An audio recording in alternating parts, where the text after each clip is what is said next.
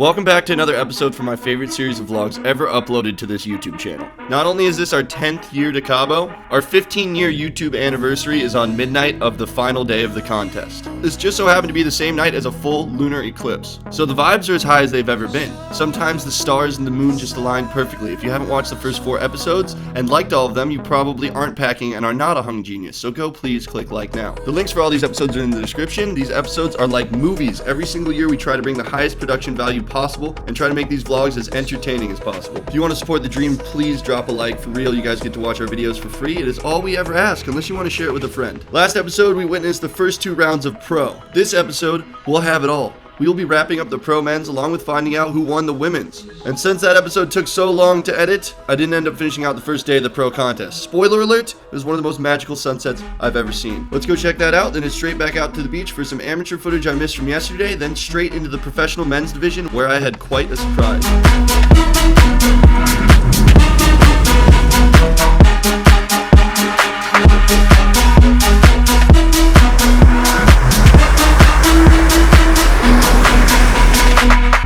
As I've said several times, Cabo is a proving ground for any skimboarders. To successfully catch a solid wave in Cabo takes nearly a lifetime of experience in the ocean. As I said in episode 3, Paul and Ricky are having a full-blown competition to see who can pack the biggest pit in Cabo. Ricky's my longtime Florida man friend who has never hardly skimmed outside of Florida. He's also part of the Hollywood gang that pranked the United States and went to jail. Prior to this trip, we sat at my house and watched many Cabo videos, some of which featured clips like this. He said, "Bro, why does everyone keep falling like that?" I looked at him and said, "Ricky, if you plan on charging at all, this is 100% going to happen to you. It happens to all of us." He laughed. Now I'm here in the editing room witnessing some incredible footage of the slope claiming Ricky's soul on this evening.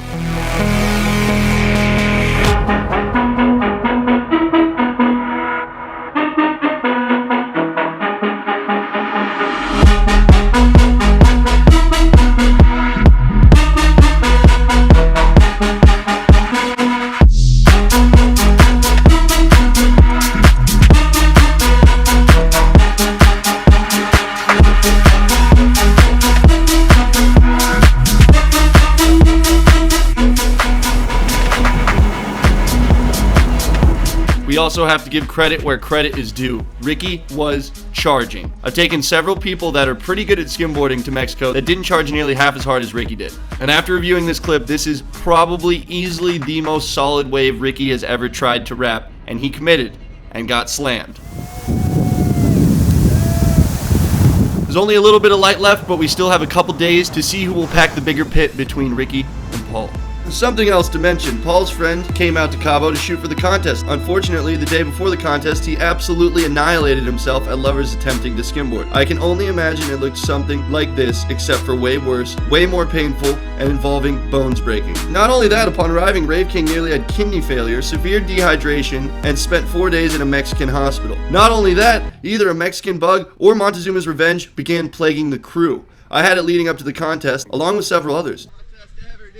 Like crap, I might throw up. The crew is dropping like flies. Not only that, it was Friday the 13th when all this terrible stuff happened, but it's fine. Just like life, ups and downs. We have a rising swell in the water. Here's the proof. Oh man. Damn, look at that thing wash up. Pollo! Oh my gosh, look at that thing. Oh. Get up. Oh, we're good, we're good, we're good.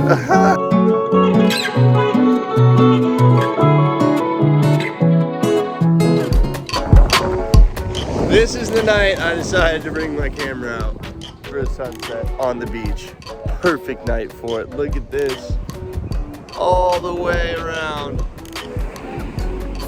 Cabo, baby. As good as it gets. World-class lighting.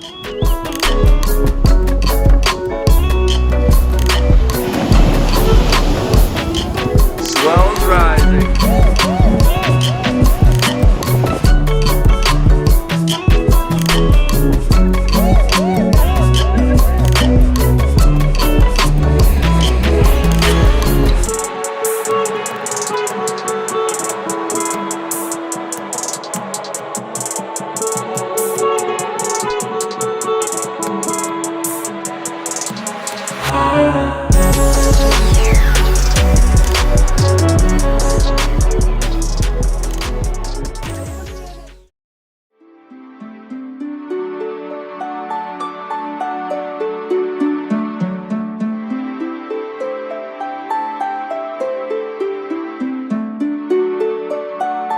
As I've said, this is a collaborative effort between a lot of people. I recently acquired all Casey's footage from contest day 1 featuring the rest of the amateur legends who signed up for the contest, despite the fact that they didn't know how to skimboard, despite the fact that it's the most dangerous shore break on the planet. Have you ever ran down a hill? It's an awkward feeling running fast downhill. Now imagine running fast down a hill of sand, a giant sand dune if you will. These beaches are so steep and so slick that you can ride a skimboard down them with no momentum whatsoever and no water. And if you add just a little bit of momentum and any water at all, running down any other sort of hill seems like a breeze. Now that I've articulated how hard skimboarding is to you, you can understand why this happens constantly, even to the professionals.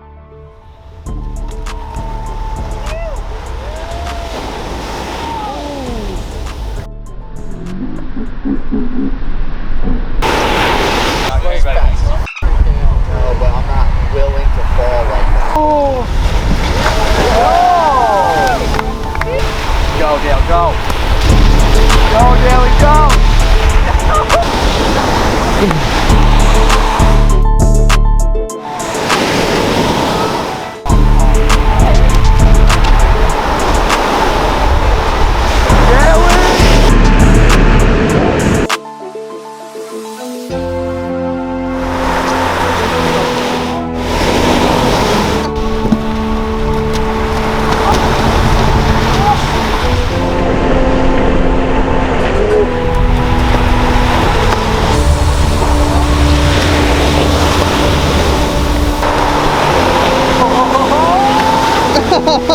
Yes! Yes!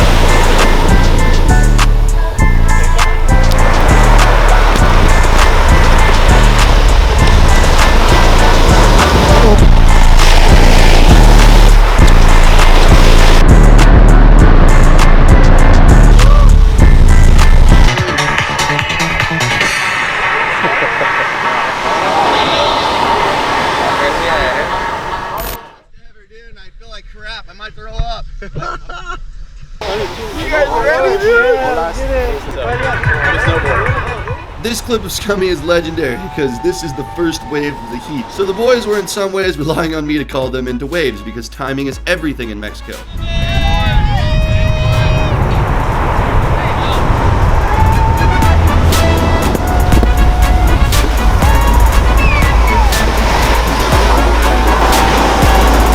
At the beginning of the heat, a pretty decent sized set came in. Skummy decided it was time to charge, mainly because I told him to go. He looked at me and questioned me. I proceeded to tell him that it would be legendary, and he started running.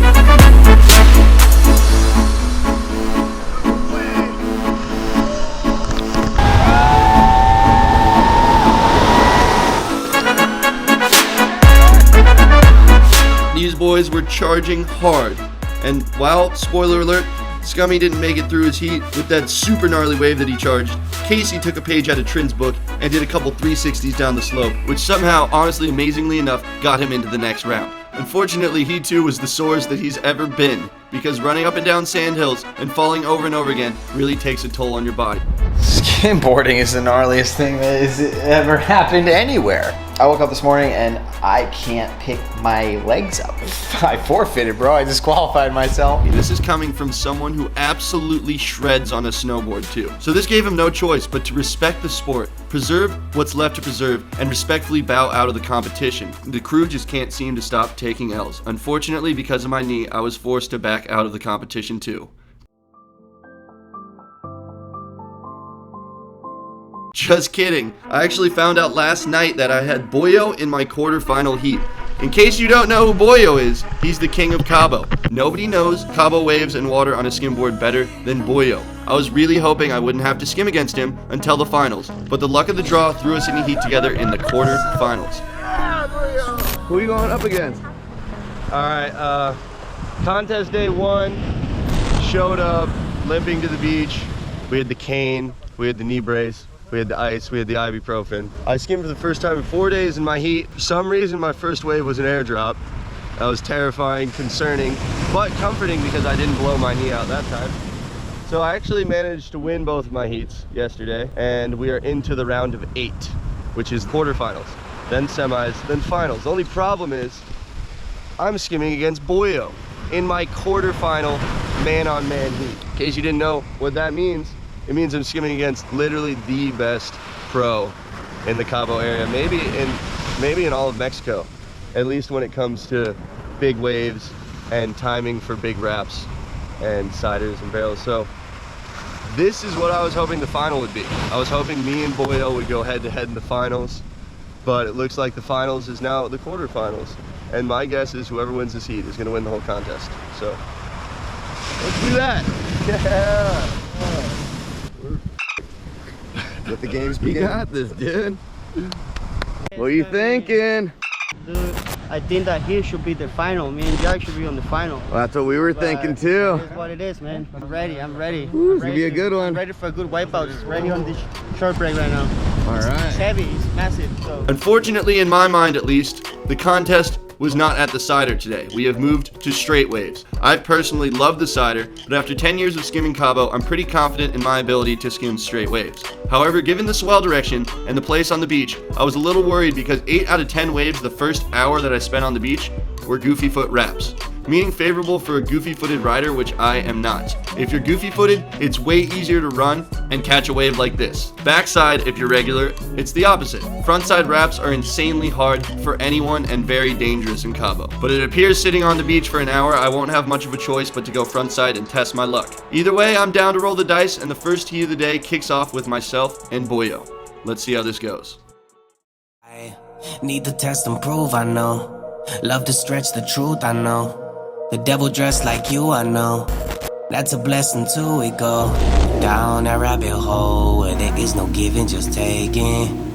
Yeah, you love it though, cause no good habit is for breaking. So let that liquor pour down on your chest right from those lips, and we can blindfold all our problems. We can't lie, we love this shit. Bad habits.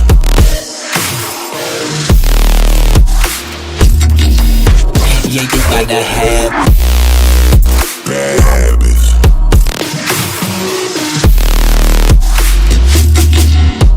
yeah, I gotta have it. Bad habits. You want it, you grab it. Bad habits. Yeah, you gotta have it. Bad habits. I want it, I grab it. Bad habits. Always had a taste for the poison. Yeah, I can feel you in my veins. The key is right there if I want it, but I've gotten used to the change. They think that you're killing me slowly. I think you should sharpen your fangs. You don't have to ask where we're headed. You know where we're going again. Down that rabbit hole where there is no giving, just taking. Yeah, you love it though, cause no good habit is for breaking. So let that liquor pour down on your chest right from those lips, and we can blindfold all our problems. We can't lie, we love this shit. Bad habits.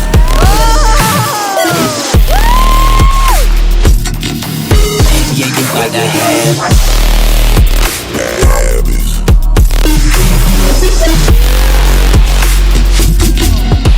yeah, I gotta have it. Bad habits. You want it, you grab it. Bad habits. Yeah, you gotta have it. Bad habits. I want it, I grab it. Bad habits. Down that rabbit hole. Yeah, you love it though. Something I wanted to bring up about this heat is I started off contest day 2 like this. I'm home weeks later editing and my heel still hurts from bruising it on this wave. I also failed to catch my second wave of the heat as well, which put Bullo in a pretty good spot. However, the ocean was in my favor and more regular wraps came through in my heat than the entire hour I spent watching before the contest. With that being said, we have quite a bit more competition before the final heat, so let's get it underway. A lot of people have been commenting asking me what criteria is being used and basically how these skimboard contests are judged. Something important to note is only the people with jerseys on are competing, but sometimes someone outside the contest gets a sick wave. One of the main ways they judge in Cabo is the size of the wave. Any one of us pros can go out there and catch small waves, and while that's a safe way to get some scores, I respect anyone who's out there willing to charge and attempt waves like this. I still drink until you're next to me again, baby. And I still think that in the morning I might wake up next to you. The rate of which skimboarders successfully catch waves this size is low, but it can pay off and earns a lot of respect on the beach when you're charging giant sets. Then it comes down to timing, style, overall length of ride, and criticalness of ride. How smoothly you ride the wave and how much control you show is important. It also matters whether you do tricks or get barreled. All these things come into play when judging skimboarding.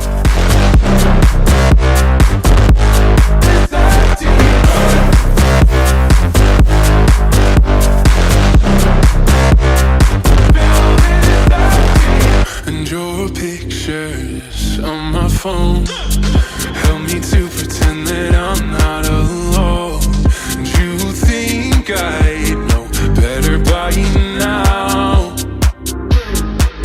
Another big difference between skimboarding and surfing is skimboarders pack barrels onto dry sand. No other sport will attempt this because this is one of the most dangerous ways that you can pull into a barrel. And if you haven't noticed, Cabo is one of the rare places on Earth where waves like this break directly onto dry sand.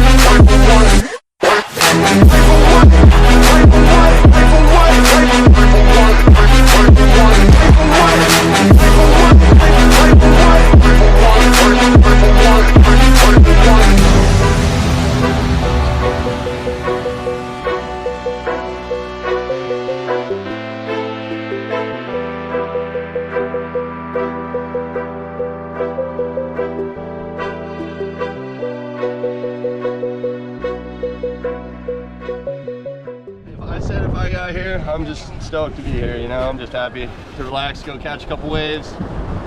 Oh, stress is done. No stress. Oh, the finalist here. Yep. Good luck, amigo. ¿Qué tal? Saludos. To the finals. Yeah, dude, let's go.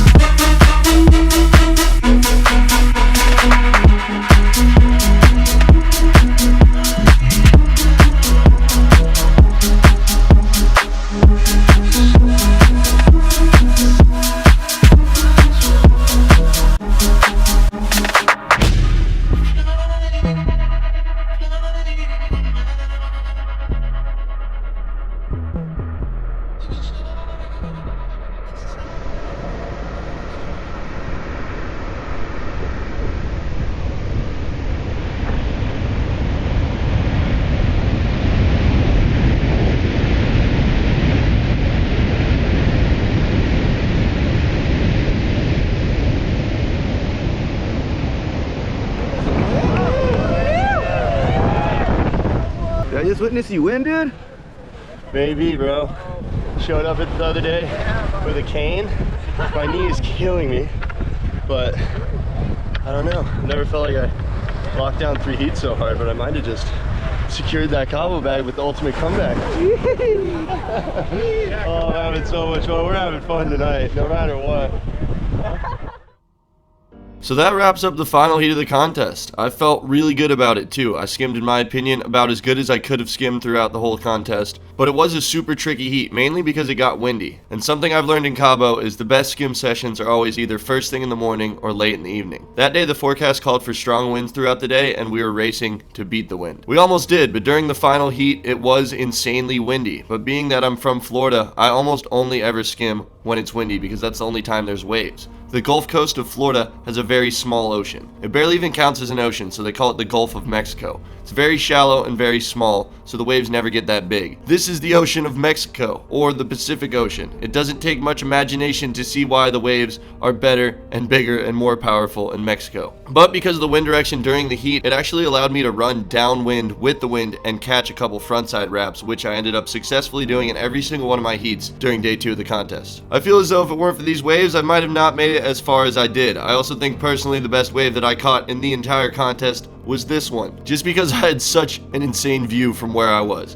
packing that wave and that section on dry sand, looking out of the barrel at the sand houses and mountains in front of me. I honestly want to paint what I saw. Just give me some time because these edits are kicking my ass. I planned on having the entire award ceremony in this video, along with celebration, along with our 15-year YouTube birthday celebration, along with the lunar eclipse, yacht ride, and the best skim session that we caught of the entire trip. But then this video would be over an hour long, so we're gonna have to wait for all that stuff in the next episode. Please stay tuned for the final episode from Mexico. It will be the best Mexico vlog in the history of our Mexico travels over the last 10 years. Don't miss that like button because it's all we ask, and we've never charged anyone for our content ever. Love you guys. See you soon for a new video.